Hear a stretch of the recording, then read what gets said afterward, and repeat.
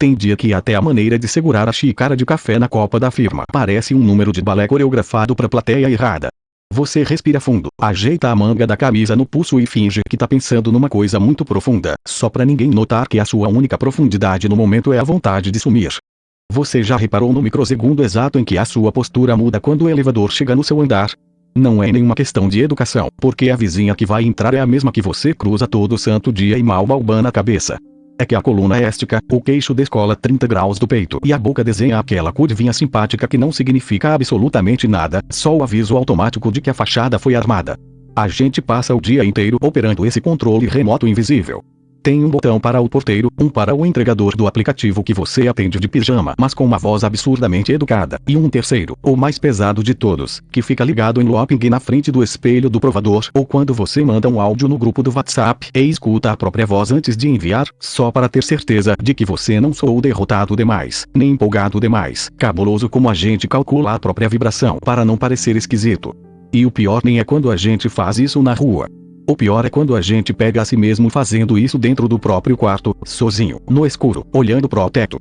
Sabe aquela hora em que você suspira e pensa, caramba, hoje foi um dia puxadó, mas logo em seguida vem o pensamento corretivo, como se tivesse um inspetor de pátio sentado no canto do seu armário fiscalizando a sua dor. O inspetor diz, calma aí, você não tem o direito de estar tão cansado assim, tem gente em situação pior, você só ficou sentado respondendo mensagem. E aí, mesmo sem ninguém olhando, sem câmera ligada, sem story para postar, você se ajusta por dentro. Você conserta a narrativa da sua própria fadiga para que ela pareça aceitável até para você mesmo. A gente virou o gestor de relações públicas da própria existência. Sêneca, uns 2000 anos atrás, já reparava nessa mania que a gente tem de viver sob o olhar alheio mesmo quando não tem ninguém por perto. Ele falava sobre como a gente gasta uma quantidade monumental de energia pesando o que os outros vão achar de um gesto que nem aconteceu. Mas o Sêneca ainda tinha a desculpa de morar em Roma, onde a vida pública era uma obrigação cívica de toga e palanque. A nossa Roma particular cabe na palma da mão e tem luz de LED azul. A gente não precisa mais ir até a praça pública para ser julgado. A gente traz a praça pública para dentro da concha do ouvido toda vez que desbloqueia a tela para ver se a nossa última foto teve o engajamento esperado, ou se aquela frase espirituosa que a gente jogou no feed rendeu o devido reconhecimento de que a nossa vida é interessante, equilibrada, esteticamente agradável, acima de tudo, sob controle. É um esforço físico e mental gigantesco sustentar esse personagem que nunca erra o tom. Reparou como a gente tem pavor de parecer perdido? Perdido no sentido de não saber muito bem para onde vai a própria vida, ou de simplesmente achar tudo meio chato, meio cinza, meio sem direção. Se alguém pergunta casualmente e aí, como estão as coisas? A resposta padrão já vem pronta na ponta da língua, engraçadinha na medida certa para mascarar qualquer fissura. Corrido, mas dando conta essa frase deveria vir estampada no documento de identidade de todo mundo com menos de 40 anos. Corrido, mas dando conta é o escudo perfeito. Ninguém pergunta mais do que isso porque ninguém quer lidar com a fenda, e a gente também não quer mostrar a fenda porque tem medo de que, se a gente deixar escapar um olha, eu não faço a menor ideia do que estou fazendo, e às vezes dá vontade de sumir pro interior e criar cabras, a pessoa do outro lado olhe com aquela cara de quem encontrou um rato na cozinha. E a gente vai acumulando essas pequenas atuações ao longo do dia, como se fosse colando post-its coloridos num armário velho para esconder os cupins. Tem um jeito que você ri da piada sem graça do conhecido na padaria para não criar um clima esquisito. Tem a escolha milimétrica do filtro de luz na foto que você posta para mostrar que o seu domingo está sendo produtivo, ainda que você tenha passado 4 horas seguidas deitado no sofá olhando para o teto, ouvindo o barulho da britadeira da obra do vizinho e pensando na vida que você deixou passar. Tem o cuidado imenso de nunca parecer carente demais, nem frio demais. Nunca parecer que você liga muito para o que pensam, mas também nunca parecer displicente a ponto de perder o selo de aprovação social. O filósofo francês Jean-Paul Sartre, que adorava complicar as coisas mas acertava no diagnóstico, dizia que o inferno são os outros. Mas o Sartre não viveu para ver a gente transformar o inferno num condomínio fechado onde a gente mesmo é o síndico chato que multa o próprio morador por andar de chinelo na área comum. Não são nem os outros que nos sufocam agora, é a nossa antecipação imaginária do olhar dos outros. A gente já sofre por antecedência pelo julgamento que a nossa projeção acha que o mundo vai emitir sobre a nossa folga de domingo. É uma paranoia tão refinada que a gente gasta o precioso tempo de descanso pensando em como o nosso descanso vai parecer para quem estiver observando de fora. Será que estou aproveitando o final de semana do jeito certo?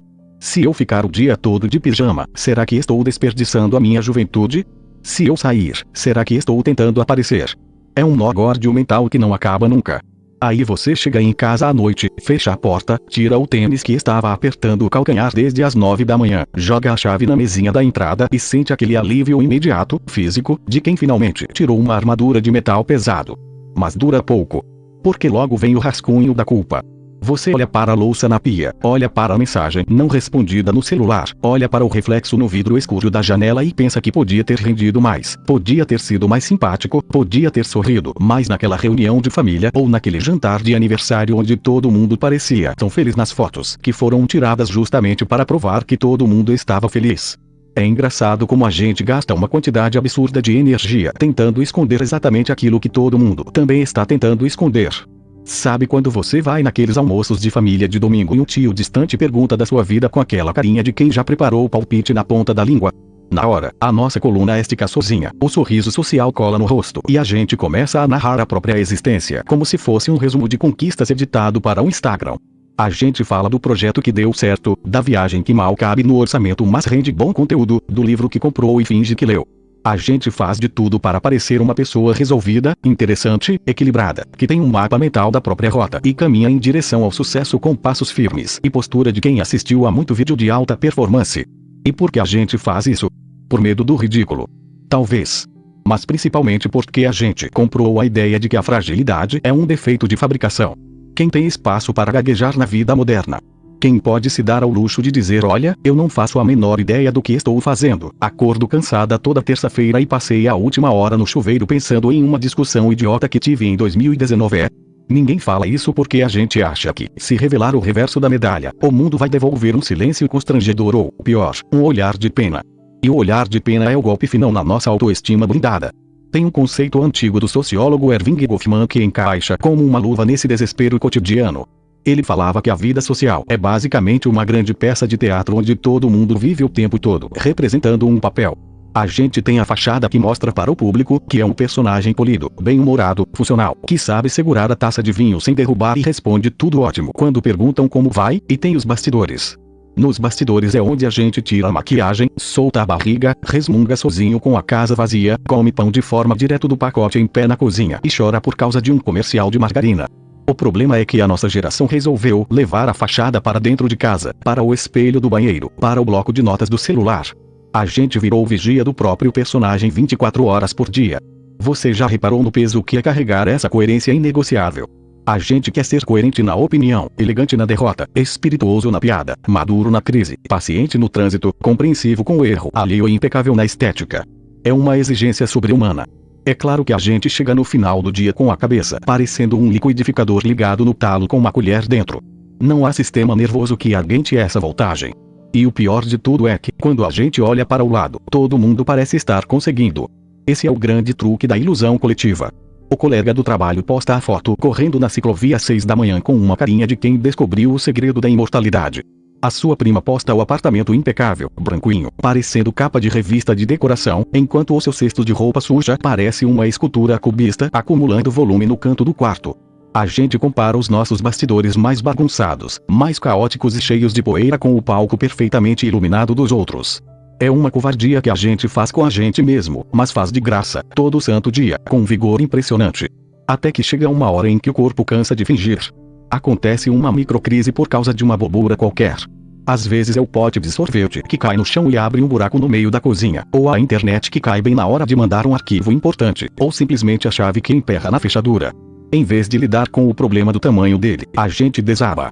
Vem um choro meio feio, meio desproporcional, que estava entalado na garganta desde a quarta-feira passada. E sabe o que acontece quando a fachada racha? O mundo não acaba. O céu não desaba. O teto continua no mesmo lugar.